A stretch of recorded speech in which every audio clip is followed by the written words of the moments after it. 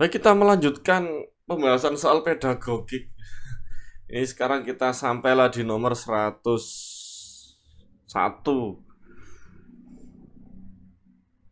Oke, masih ini bukan pedagogik, ini masih profesional.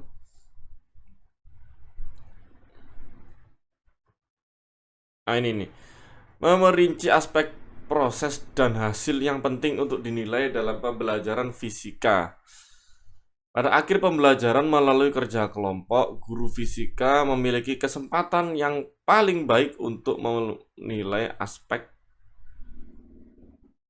Kalau kerja kelompok berarti apa ya kira-kira ya? Kalau kerja kelompok itu kita bayangkan dulu deh. Dia juga bersikap bagaimana dengan teman, dia juga bagaimana mengukur pengetahuan, kan di situ ada tanya jawab atau komunikasi ya. Kemudian juga ada tentang keterampilan, bagaimana dia berkelompok dengan teman, bagaimana menanya, bagaimana untuk merancang alat. Saya rasa tiga-tiganya itu pas deh. Nah, cuma kalau di sini kita lihat ini ada pengetahuan dan sikap terhadap sains. Proses dan sikap sains saja. Sikap terhadap sains. Oke, kayaknya ini yang pengetahuan enggak deh ya. Jadi kalau kelompokan kayaknya kurang ya. Jadi yang dipentingkan adalah keterampilan kayaknya. Jadi, kalau soalnya seperti ini saya rasa jawaban yang paling pas ini deh, keterampilan dan proses sains serta sikap.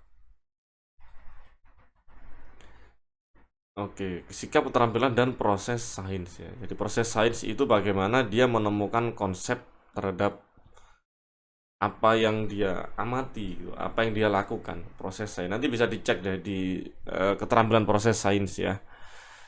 Kemudian memperinci aspek proses dan hasil yang penting untuk dinilai dalam pembelajaran fisika. Pengalaman belajar siswa yang memungkinkan guru dapat melakukan penilaian dalam berbagai aspek kompetensi yang harus dicapai adalah wawancara dan dengan tokoh fisika. Kegiatan studi lapangan ke objek terkait, kegiatan eksperimen di lab. Nah, karena ini mengukur berbagai macam aspek kompetensi baik sikap, keterampilan maupun pengetahuan, ini yang paling cocok karena ini fisika, yaitu tentu apa, eksperimen di lab. Kemudian apa? Menentukan indikator dari instrumen penilaian kegiatan pembelajaran. Rumusan indikator aspek sikap. Aspek sikap yang paling tepat untuk kompetensi dasar pada pembelajaran fisika yaitu melalui eksperimen tentang arus listrik sikap. Nah, kalau eksperimen arus listrik berarti harus apa kira-kira ini? Responsif dalam melakukan, wow, nggak perlu ya. Sikap teliti, nah gini nih, ini kita save dulu ya. Kalau eksperimen harus teliti. Bertanggung jawab dalam melakukan eksperimen arus listrik. Nah, kalau bertanggung jawab ini tolak ukurnya gimana?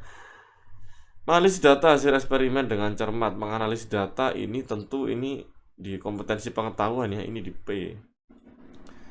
Santun dalam mengajukan argumentasi. Oke. Jadi yang paling gampang tolak ukurnya menurut saya yang B. Sikap teliti. Caranya gimana? Kita bisa lihat nanti dari hasil pengukurannya gitu. Dari hasil pengukurannya apakah dia memang benar-benar nggak ada kesalahan paralaks, nggak ada apa kesalahan dalam eksperimen. Nah, di situ teliti. Jadi lebih apa yang lebih pas untuk diukur itu teliti. Karena ini ada indikator aspek sifat. Nah, kalau ada indikator berarti harus bisa diukur. Paling gampang adalah sikap telitinya.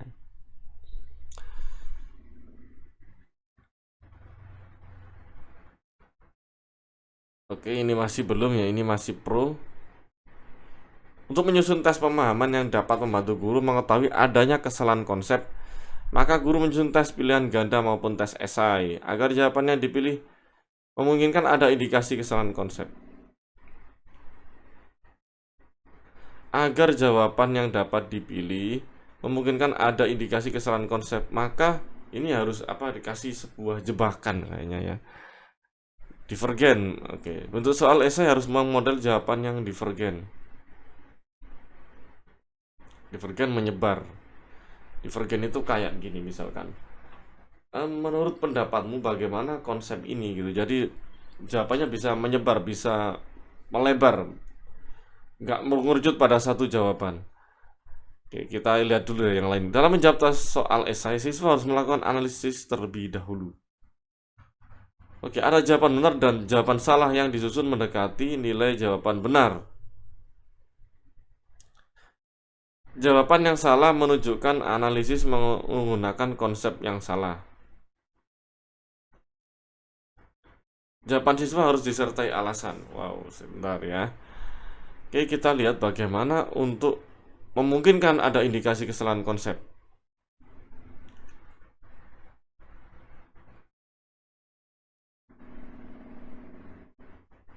Nah, kalau menurut saya nih, ini ya kita lihat dulu yang ada. Esai harus yang divergen, ini terlalu menyebar, ini enggak. Apalagi kalau menurut pendapat kamu ini terlalu lebar nanti. Dalam menjawab tes soal esai, siswa harus melakukan analisis terlebih dahulu. Oke, ini masih punya peluang ya. Kalau analisisnya salah, maka jawabannya pasti salah. Oke, ada jawaban benar dan jawaban salah yang disusun mendekati nilai jawaban benar. Ada jawaban benar, ada jawaban salah. Oke, ini membingungkan ya, rancu. Jawaban yang salah menunjukkan analisis menggunakan konsep yang salah. Nah, ini masih masuk ya. Jawaban siswa harus disertai alasan. Nah, ini masuk. Oke, dari B, D, dan E, ini masih menurut saya ya, karena nggak dikasih kunci saya juga. Yang paling enak itu tentu adalah yang E. Kita lihat dulu jawabannya apa, misalkan. Menurutmu, misalkan ya, ini misal ya, ini misal ya. Bagaimana roket air bisa meluncur gitu. Nah, kalau dia bisa nguraikan alasannya itu secara benar, berarti memang dia konsepnya benar. Tapi kalau salah, nah berarti dia punya punya miskonsepsi terhadap konsep roket air tersebut. Menurut saya ini jawabannya yang E ya. Oke, menerapkan strategi berkomunikasi yang efektif, empatik, dan santun secara lisan, tulisan, atau bentuk lain. Dalam pembelajaran, guru fisika melakukan kegiatan diskusi kelompok. Suatu saat ada siswa yang selalu mengganggu kelompok lain. Oke, selalu mengganggu kelompok lain ya. Oke, kalau kita mengingatkan siswa itu jangan sampai menyinggung perasaannya. Menegur dan memberi peringatan. Ini nanti dia menyinggung ya, menyinggung yang mengganggu tadi. Oke, ini enggak. Mengalihkan perhatian siswa lain agar siswa dengan sendirinya tidak mengganggu lagi. Oke, ini kayak enggak apa ya, kayak cuek bebek ya, kita silang deh. Mengajak bicara dengan santun dan memberi pengertian atas akibat tindakannya. Oke, ini masih bisa kita ambil ya. Menegur dan memberitahukan konsekuensi yang akan diterima. Oh, ini kejem banget. Tapi sebenarnya kalau ini paling efektif sih, kalau kamu begini maka kamu begini gitu. Oke, tapi gimana ya? Karena ini jawaban soal seperti ini, kita cari yang paling manusiawi, bukan yang paling apa ya. Ini kita silang deh. Membiarkannya, oh kalah ini nggak mungkin. Berarti jawabannya yang C ya, mengajaknya bicara. Mengajak bicara, jadi dengan santun dan ngasih pengertian. Jadi nak, kalau kamu begini, ini kita ajak ngobrol berdua ya. Jadi kalau kamu mengganggu, nak, kasihan teman yang lain nanti begini. Misal nih, kamu punya PR, kalau ada teman yang ganggu, gimana perasaanmu? Kita kasih omongan yang baik-baik. Memilih model pembelajaran yang sesuai dengan karakteristik materi fisika. Nah, Bapak Ibu, soal-soal di UP itu seingat saya itu jarang yang pendek pokoknya. Kebanyakan itu pasti disertai namanya kayak begini nih, deskripsi. Seorang guru fisika mendapat pertanyaan, kalau es balok ini saya tutup dengan aluminium foil, apakah bisa bertahan lebih lama bila dibandingkan dengan ditutup dengan karung goni? Oke. Untuk menjawab pertanyaan itu, guru fisika merancang kegiatan belajar bersama siswa. Menyediakan dua balok es yang sama ukurannya. Balok es yang satu ditutup aluminium foil dan yang satu ditutup dengan karung goni. Data apa yang harus dikumpulkan siswa untuk memberikan jawaban kepada tukang es tersebut? Total waktu yang diperlukan untuk mencairkan kedua balok es, oke, masih masuk. Jumlah masing-masing es yang masih tersisa setelah selang beberapa waktu masih masuk. Suhu kedua pembungkus, ini enggak. Tingkat kebasahan pembungkus, oh enggak. Sulit. Jumlah air yang menetes, ini juga sulit. Antara A dan B nih. Kalau menurut saya, sebenarnya A itu bagus, tapi apa ya, nunggunya lama sekali. Baloknya besarnya sama, yang satu tutup goni, satu tutup aluminium foil. Sebenarnya cukup bagus itu yang A. Cuma ini kurang efektif, butuh waktu yang begitu lama. Bagaimana dengan yang B ini lebih enak gitu. Misalkan 5 menit ditutup aluminium foil, ditutup goni. Sehingga dari 5 menit tadi itu kita bisa tahu nih, oh yang ini sisa berapa, yang ini sisa berapa. Cukup untuk membuat generalisasi dari sebuah masalah tadi gitu. Oh ternyata yang ditutup aluminium foil lebih cepat mencair gitu. Kita lihat dari sini baloknya tersisa sekian, yang ini tersisa sekian dalam waktu 5 menit. Saya sih lebih condong yang B ya, karena ini lebih efektif dari segi waktu. Semangat Bapak Ibu ya yang habis Lebaran mau UP, jadi bisa punya waktu belajar yang lebih panjang ini. Selanjutnya 113. Menentukan indikator dan instrumen penilaian kegiatan pembelajaran. Perhatikan pernyataan berikut. Siswa dikondisikan harus menerima informasi kompleks. Pembelajaran dikemas bukan menerima pengetahuan. Guru memfasilitasi menjadikan pengetahuan bermakna dan relevan. Teori belajar konstruktivistik yaitu membentuk konsep. Apa kira-kira ini? Kondisikan harus menerima informasi kompleks dan menerapkannya ke situasi lain. Benar ya, jadi ini bagaimana untuk biar konsepnya itu teraplikasikan. Dikemas bukan menerima pengetahuan, jadi mereka berpikir. Benar. Guru memfasilitasi menjadikan pengetahuan bermakna. Oke, benar. Guru memberikan kesempatan kepada siswa menerapkan strategi belajar yang disarankan. Oke, benar. Ini misalkan siswa memberi saran, Pak, yang baik itu begini. Oke, ayo kita belajar dengan cara begitu. Oke, ternyata menurut saya ini yang E.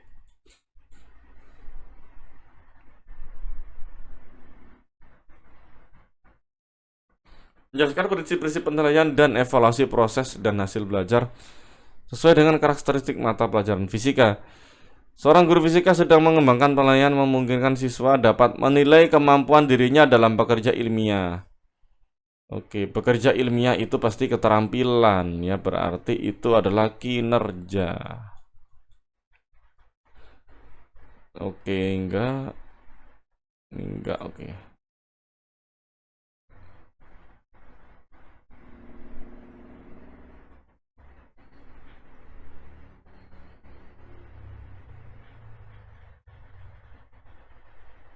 Memfasilitasi kegiatan belajar fisika yang mengembangkan keterampilan kerja ilmiah. Dalam pembelajaran konsep efek fotolistrik. Wah, ini kelas 12 ya. Seorang guru fisika tetap ingin dapat mengembangkan keterampilan proses sains kepada siswanya walaupun peralatan lab tidak tersedia. Langkah yang paling tepat untuk dilakukan oleh guru fisika itu adalah jadi labnya nggak ada. Jadi fotolistrik memang pakai elektron dan sebagainya itu jarang sekolahan punya. Paling enggak ya, kalau menurut saya sih ini bisa pakai virtual lab. Mencari data, ini kalau tingkat mahasiswa ya, tapi bolehlah kita save. Mengembangkan program simulasi dan mengajak siswa mengamati hasilnya. Ini bagus juga, membuat simulasi. Membuat data hipotetik lalu mengajak siswa menganalisis data dan membuat kesimpulan. Membuat data hipotetik, kayaknya ini enggak ya, ini makanya kalau yang benar itu gampangannya siswa harus praktik langsung. Yang paling benar menurut saya gitu. Ini enggak. Mendemonstrasikan video penelitian efek fotolistrik. Kemudian mengajak siswa mengamati, ini enggak juga. Melakukan praktikum maya melakukan melalui program simulasi misal FET untuk mengembangkan. Nah ini. Yang paling benar ini. Meskipun ini adalah masih simulasi, yang penting siswa itu merasakan namanya praktek. Di bab akhir itu ya ada konsep-konsep besar seperti konsep-konsep yang sangat kecil ya, mikro ya, barangnya kecil. Apalagi nanti relativitas itu kan nggak mungkin kita praktek, itu pasti butuh semacam simulasi sehingga mereka bisa ngerasain sendiri tuh konsep apa namanya, dilatasi waktu, kontraksi panjang, atau penurunan massa, apa yang massa itu saya lupa. Menyusun sequence materi, oke. Urutan penyajian materi yang paling sesuai dengan struktur materi fisika. Yang pertama harus dikenalkan tentu adalah besaran satuan dimensi, oke. Kemudian apa? Vektor 1,5. Kemudian apa? Kemudian setelah vektor kita harus mengenalkan namanya gerak lurus 154. Sudah, ini yang benar ya. Oke, ini sebenarnya urutan yang sangat pakem sebenarnya dari kurikulum 2004 KTSP K13. Urutan ini sudah sangat pakem. Tapi nggak tahu ya kenapa di kurikulum Merdeka ini malah habis pengukuran kemudian langsung apa ya, energi ya, usaha dan energi. Nggak tahu deh gimana itu ya. Menurut saya ini sudah apa ya, susunannya sudah sangat pas banget sih. Terus gerak lurus kemudian hukum Newton itu adalah rangkaian yang apa ya, ciamik menurut saya. Merancang percobaan titik berat pada suatu benda. Langkah-langkah yang tidak perlu dilakukan. Oke. Lipatlah bangun tersebut. Potonglah bangun tersebut menjadi 3 bagian. Buatlah lubang pada 3 titik berbeda. Oke, yang kayaknya enggak ini ya, kenapa harus dipotong gitu? Lipat juga enggak ya. Jadi gantung, habis dibuat lubang pada 3 titik berbeda, gantung, kemudian digantung, buatlah garis vertikal melalui lubang. Hal yang sama untuk lubang kedua dan ketiga. Jadi nanti kan misalkan ya, ini kita gantung di sini dan di sini. Nanti kan bentuk sebuah garis begini ya. Maaf ini agak jelek ya. Nanti misalkan nanti titik potong ini adalah titik beratnya. Ini adalah TB-nya. Jadi yang nggak kepake 1 dan 2. Memfasilitasi kegiatan pembelajaran fisika yang mengembangkan keterampilan kerja ilmiah. Oke, ini terakhir ya, nanti kita lanjut pada sesi berikutnya biar videonya nggak terlalu panjang. Fasilitasi guru fisika dalam pembelajaran yang memungkinkan siswa mengembangkan keterampilan kerja ilmiah adalah apa ini kira-kira? Menyediakan grafik hasil eksperimen dan meminta siswa mendiskusikan kesimpulan dari grafik. Oke, jangan disediakan ya, kalau bisa dia harus bikin sendiri, ini enggak deh. Meminta siswa untuk melakukan pencatatan posisi matahari setiap 15 menit. Oke, ini masih masuk ya. Nah, mereka melakukan praktek. Menyediakan data enggak deh. Meminta kelompok siswa untuk merancang mainan yang menggunakan prinsip tekanan. Oke, ini masih masuk. Mengajak siswa menguji prinsip fisika melalui eksperimen di lab. Oke, keterampilan kerja ilmiah ini di lab. Karena ini kerja ilmiah, maka ya harus praktikum ilmiah. Sebenarnya the BD itu cocok sih. Tapi yang ya namanya yang paling benar ya. Karena kerja ilmiah ya di lab menggunakan alat-alat lab itu yang paling pas. Oke, sekian Bapak Ibu, semoga ini bermanfaat. Tetap semangat ya Bapak Ibu, semoga lulus UP, amin.